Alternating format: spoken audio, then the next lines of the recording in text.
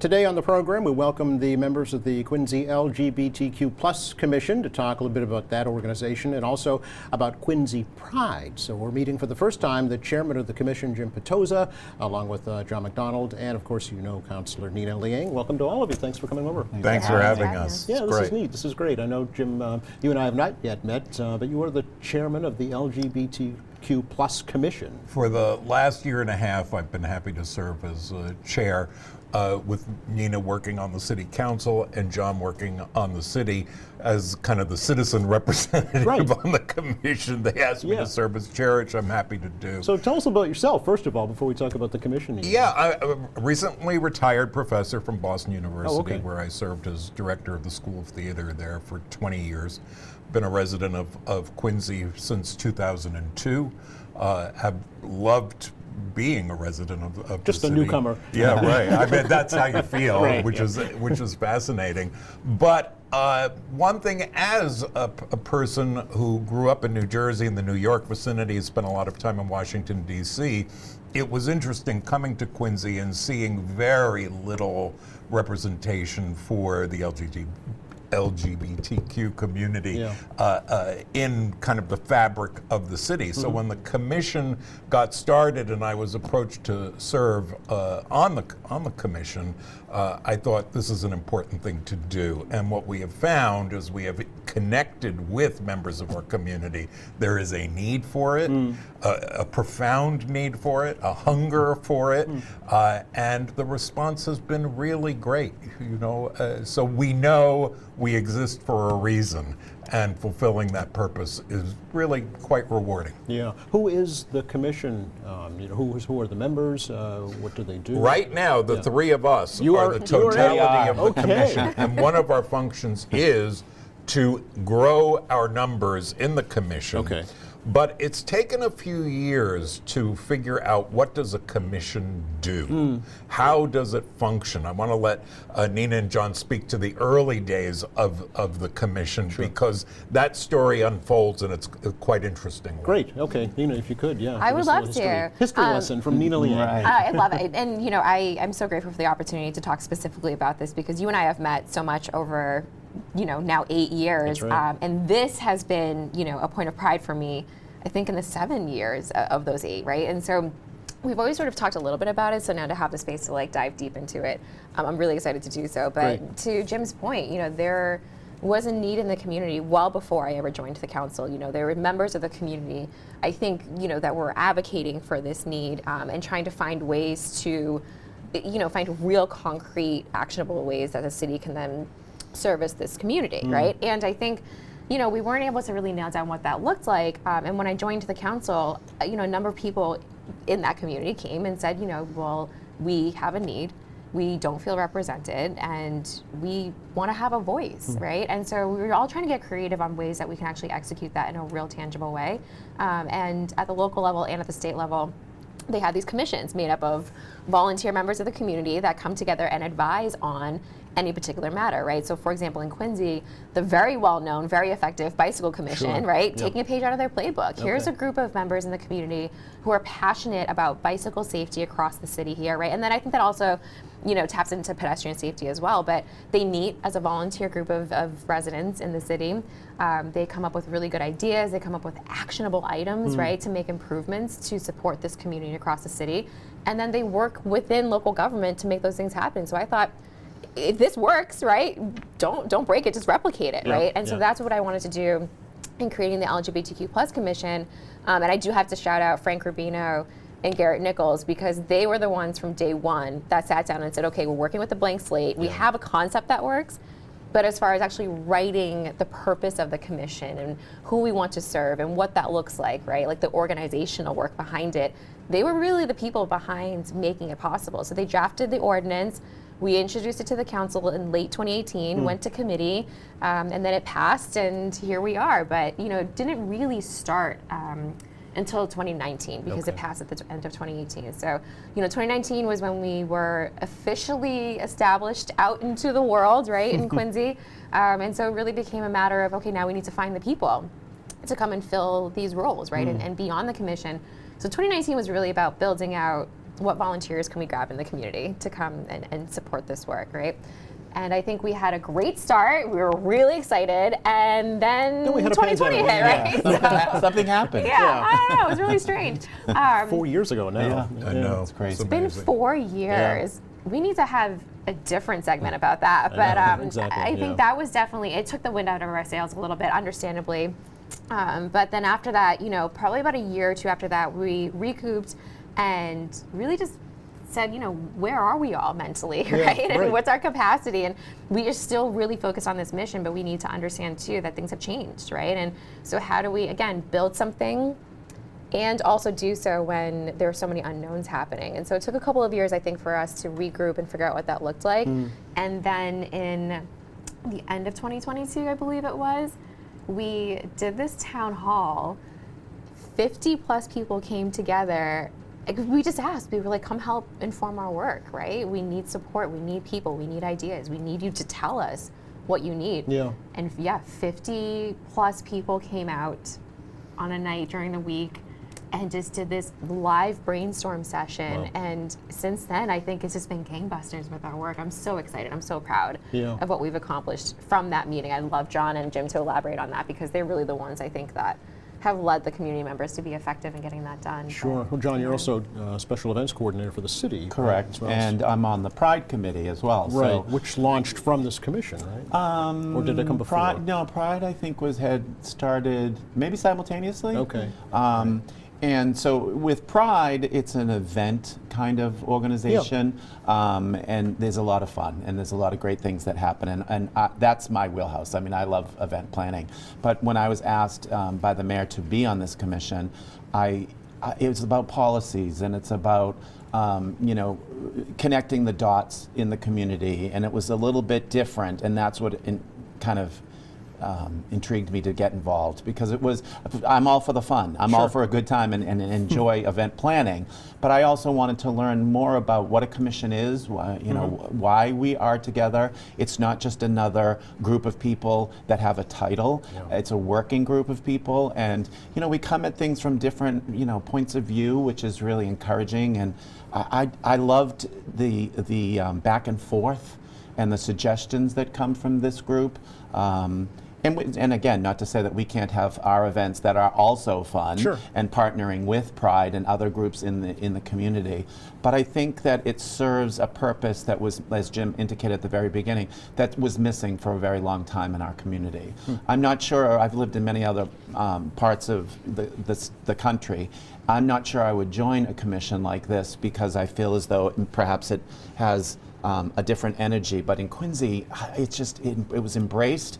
People wanted it, people needed it, and there's just a great feeling that comes from those meetings. I never leave a meeting saying, oh, that was boring. There's always something. There's always this engagement, and there's always a question, and there's always something that pushes you forward and has you thinking a little differently because somebody else, gives you an idea as to, well, that's not really how we should approach this. What if we approach it this way?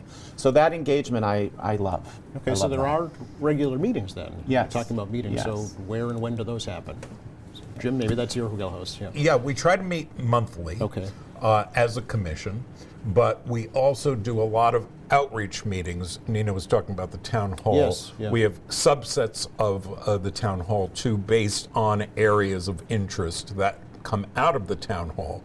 But the commission itself moved from the theoretical into action. Yeah. So now we're all about what are we doing, not how do we feel about, what do we think. You can spend a lot of time talking, and what we've realized is, no, we need to act. Okay. And that our constituency needs us to act because they do feel marginalized, and there is a need for people to feel visible.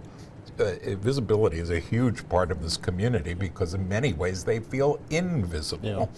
The very first town hall meeting, the biggest need that came out of the 50 plus people who attended came not from LGBTQ people themselves, but by parents of adolescents who were realizing that they had a sexual orientation that was perhaps not what they expected it to be. And parents felt like they didn't know how to support their kids, and they loved it. It wasn't a question of they didn't love their kids. Certainly, yeah. They loved their kids, and they felt like they did not know how to best help them.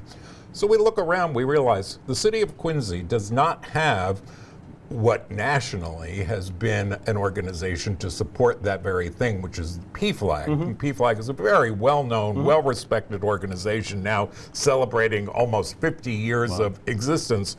Quincy didn't have one. Right. We do now. Okay. And we do now because the commission made it a priority. Okay. PFLAG now meets every month on the second Wednesday of the month at a great partner we have in the United First Parish Church, which provides us with a centrally located, safe space for our meetings, for our PFLAG sessions, our commission, whatever we need, they provide us with that resource, which is a huge part of their mission and great to have in the center of the city, you know? Yeah. So slowly but surely, we're moving through these questions of visibility and action. And the commission is finding a robust reason to be as a result. So for parents watching, Jim, how do they find out about PFLAG? And The best way, because there's a degree of confidentiality that needs to be maintained Okay. to promote comfort for parents and their kids or their friends or whatever the allies are, the best way is to approach us through our email at LGBTQ Commission at Quincy ma.gov. Write us there, we'll get you on the list, and then you will receive monthly newsletters giving you updates as to when and where people are meeting and how to connect. Also, we're on Facebook, so City of Quincy LGBTQ plus Commission has a Facebook page, and you can easily, through chat, connect with us with ease, and we're very responsive to it. Okay. Now, Nina, I guess there was another town hall just recently, right, this year? Yes. 2024. Yes. Okay. Well, so because the one that we had at the end of 2022 informed all of the work that we were able to execute in 2023, right? And again, to great success, I think these two spearheaded, really cultivating these parents space to come together and create Quincy PFLAG, which was amazing. And then a couple of events that we held throughout the year as well. That was, some of the asks that came from that town hall were opportunities to gather and support different even groups within this community, right? And so I'd love for the two of you to elaborate on those.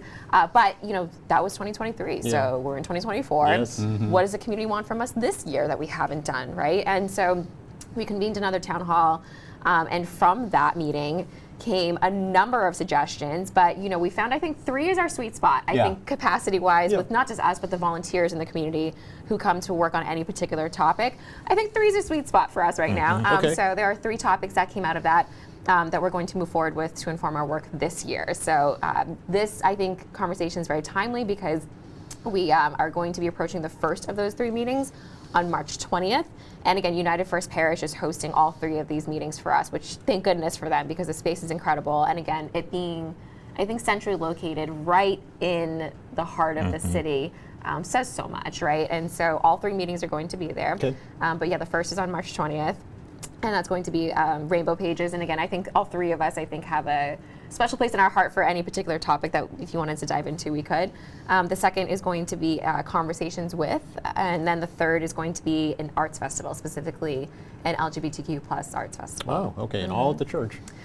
Well, all the meetings will be at the church, Okay, yes. all And then members in the community who are interested in any one of those 3 topics are encouraged to come and participate, to be part of that work, and hopefully join the commission if they're interested in doing that as well. Okay, is outreach something that you're trying to work on, to increase? Always. We Okay. have a robust email list of people who are engaged with us. It's honestly, it started with maybe 50, 75, 100 people. We're at about 300 Wow. plus people now Okay. on the email list. And so, we're encouraging people when they get our emails to then share that email out. And I manage the email address. It comes from us. We're not spamming people, Okay. right? It's real live people behind the Facebook group and the email address. But every time I send an email blast, we get responses back, from some person who maybe got it as a forwarded email. Says, hey, I wasn't on the email list. Can you add me? I want to be included in this conversation. We have people outside of Quincy who come from other South Shore towns who got the email list, right? And so, yes, we're doing great outreach, and we always need more. Okay. so many people in this community, not just in Quincy, right? That if we can be this resource, and it's working, Yes. and it's working, this formula we have, we want more people engaged to not just inform our work, but in a realistic sense, there's only 3 of us. We need them to be a part of the work, Okay. right? We cannot be successful if it's just 3 of us. So yes, 100% on the outreach, which again, I think is why we're so excited about this opportunity to talk to you, because a lot of people tune into QATV, and so anybody out there, if you're interested, Yeah. please come and join us. Use us, Nina. Yes, please, yeah. Absolutely, yeah, that's what Absolutely. we're here for. So PFLAG was one concrete example of what came out of the commission. What else? One thing coming up that also connects with your idea of outreach is as Pride Month approaches, Yes. I'll ask John to talk more about the festival itself. But this week, almost a happy accident of the calendar, we have traditionally begun Pride Month, which is the full month of June, on June 1st with a raising of a large Progress Pride flag on the front of United First Parish Church.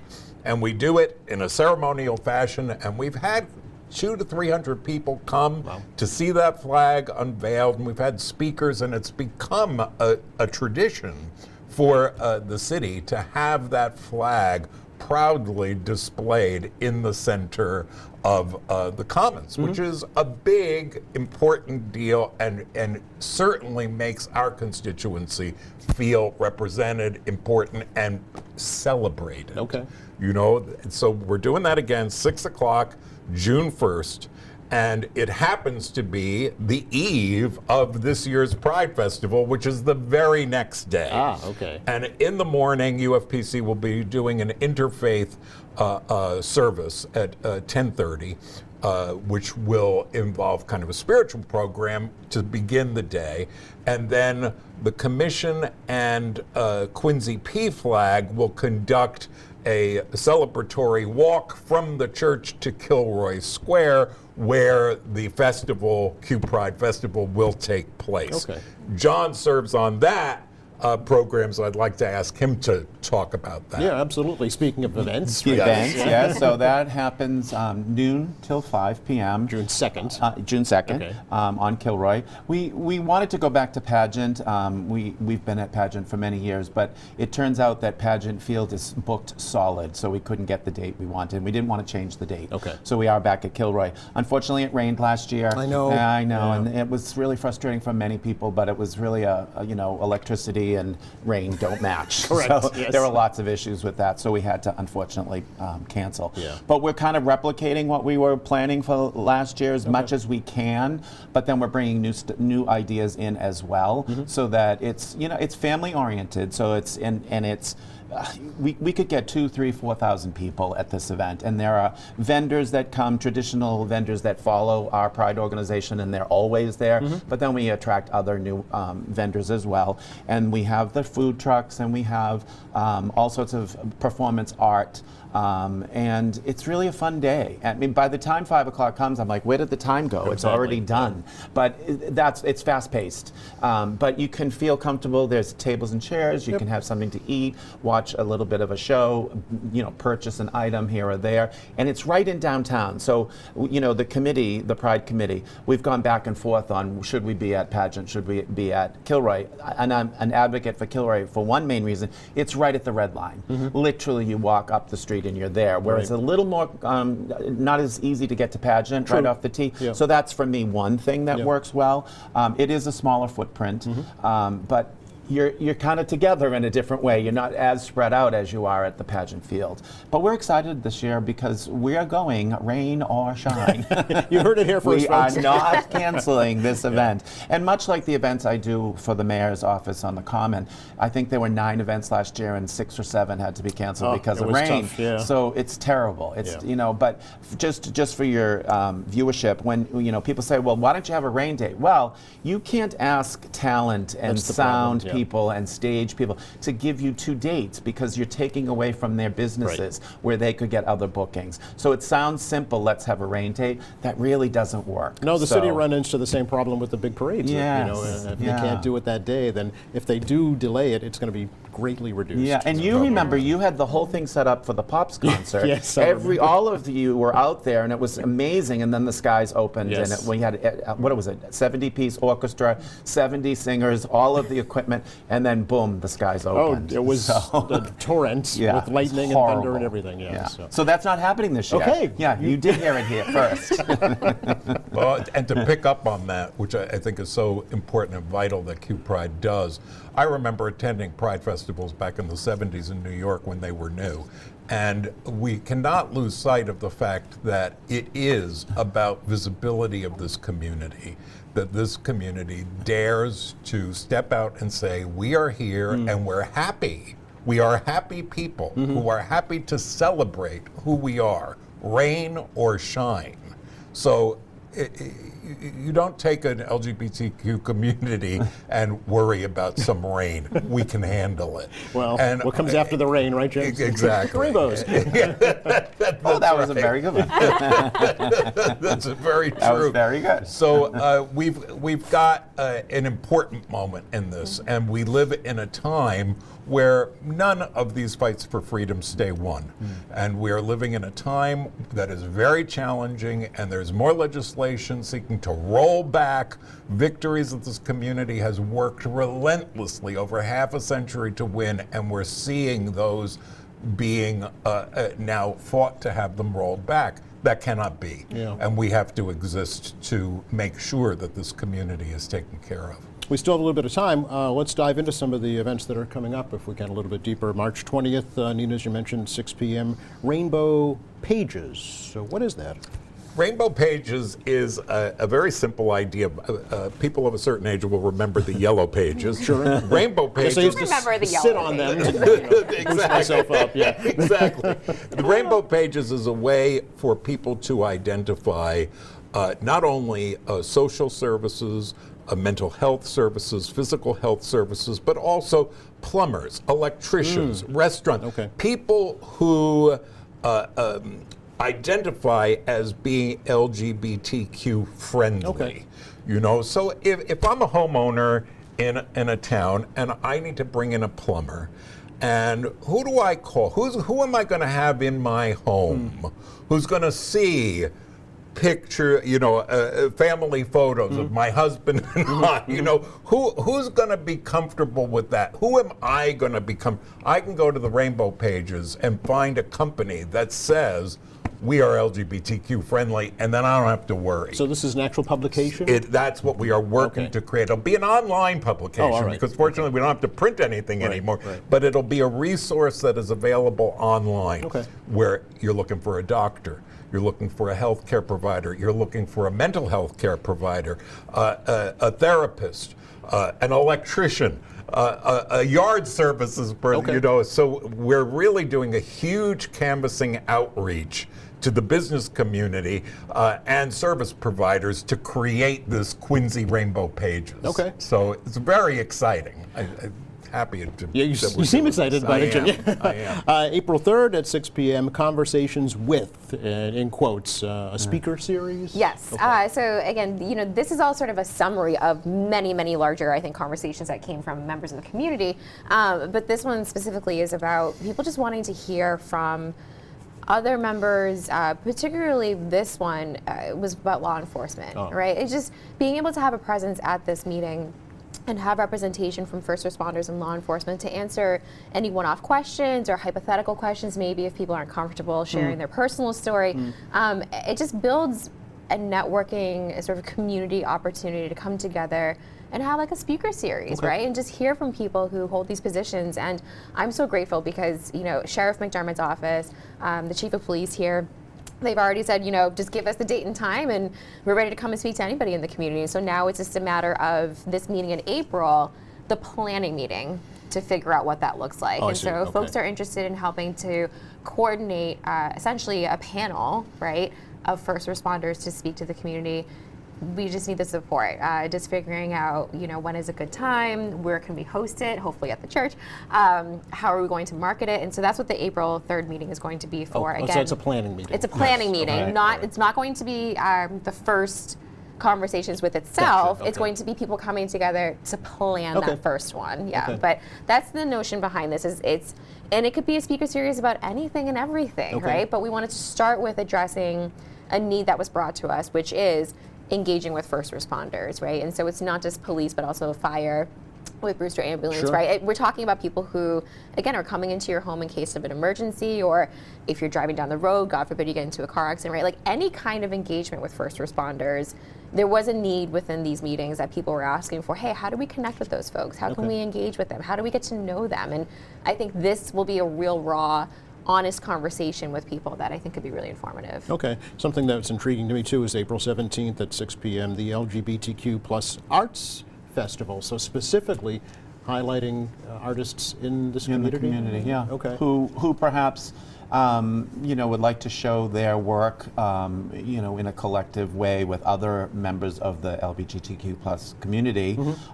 It's not, we might be able to partner with the Quincy Art Association. Certainly, We yeah. certainly will reach out to them and Sure. see how they can move us forward. Certainly, they've been around for 50, 60, 70 years, so they know what they're doing. Yes. But there are a lot of artists in the community who maybe don't feel, as we've said many times today, seen.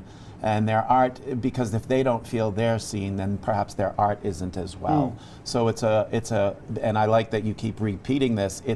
We're meeting to discuss the concept and what it would look like and where it should be held and how it would be put together. So it's Okay. a planning session. Okay. And as an arts festival, it seeks to be comprehensive. So we'd like to see visual art and performance performance art. So there will be music, fine art, written with spoken word, theater, dance, the full, even film, the full spectrum of artistic communication. And not only, as John said, to give the artists a platform to share their work, Right, but what's more, I think, so powerful is when an audience sees their stories reflected Depicted in in the art. artistic Yeah, work. yeah. That's where it really happens. Oh, that's about me. Right. That, you don't have to intuit or infer. It is about you. Sure. And then we've done something. Sure. Nita, did you ever think, you grew up in Quincy, did you ever think you'd see the city come to this point of acceptance of this community? That's such a hard question to Yeah. answer because I don't know that I ever thought about it until, frankly, I was in my early 20s when my sibling came out as trans. It wasn't something that I think impacted me directly, and unfortunately, because of that, it's out of sight, out of mind, right? And I'm always going to be honest with you in admitting that. And so, but when my sibling came out as trans, the first thing they said was, I'm leaving Quincy though, because I don't feel like I'll be accepted here. And that to me was when it was like, That whoa, struck a this nerve, is, yeah. and now, I mean, that was 10, 12 years ago, Right. and we've come such a long way. But to Jim's point, we still have such a long way to go. I mean, we're talking just 1 year's worth of work, and it's just maybe the tiniest drop in the bucket, right? We need to do so much more, I think, to have it be a standing impact that will outlive all of us, right? It will hopefully be something that is. We don't have to convene these large meetings to say you are heard, so let's put this in the front of our brain. It should just be something that just exists. These resources should just be there. People shouldn't be afraid to look for these resources even, right? Like it shouldn't be siloed that you need a commission just to focus on preventing this oppression from happening. I mean, a long-term goal is that we don't even need to exist as a commission, Correct. right? So Correct. That is the goal. Correct. Yeah. it's, I guess, I should say, sort of more shortly and briefly, yes and, right? Yes, this is incredible. Yes, this is great progress. And I hope one day that we don't even have to exist. And Right. until we get to that point, our work is far from over. And so these 3 meetings that are coming up, I really want to just reiterate that they are planning meetings, right? They are planning meetings where we need people to come and help plan these 3 initiatives, because if we don't have that support, these initiatives won't get done. And if people can come support these 3 initiatives and then turn around and say, I actually want to be part of the full commission. Yeah. I want to be part of, the sort of full conversation. Fantastic, right? Sure. Let's continue to build that out, because the more people we have, it's not 3 initiatives per year, it's 6, it's 12, right? Yeah. And again, I think, to that end, the work can get done faster. Hopefully the impact will be longer and wider. I mean, we had people, again, outside of Quincy come to these meetings. That just goes to show you, if we did just 3 events in one calendar year, and we are reaching people outside of Quincy, can you imagine if we had the people power to do 12 events? My gosh, we'd be reaching people hopefully across the state, right? And so, big dreams. Okay. For this commission, But I two think. things that definitely are happening, though, is June 1st, the flag raising outside Absolutely. of the church. 6 o'clock. 6 o'clock. Yeah. And then the following day, Quincy Pride. Exactly. And the flag is up all month. Yeah, it's up there the entire month, which I think visibly is really important Very for powerful. the whole entire month of June to Sure. see that flag flying. And it's huge. It's really beautiful. Email lgbtqcommission@quincyma.gov. Also on Facebook, a good Correct. place to get more information. Jim, you wanted to add something? The only thing I do want to add is 20 years ago, I don't know if this conversation that we're having on QATV would have ever happened. So this is the work. And I want to thank you for having us and hosting us and making us feel very at home and comfortable talking about these issues. This is a sign of our progress. Thank you. Well, we're happy to do it. Thank you. And thank you all for coming over today. And please come back. Thanks for having Thanks, us. Joe. You're very welcome. Thank Thank you for watching us here at AM Quincy. I'm Joe Catalano. We'll see you next time.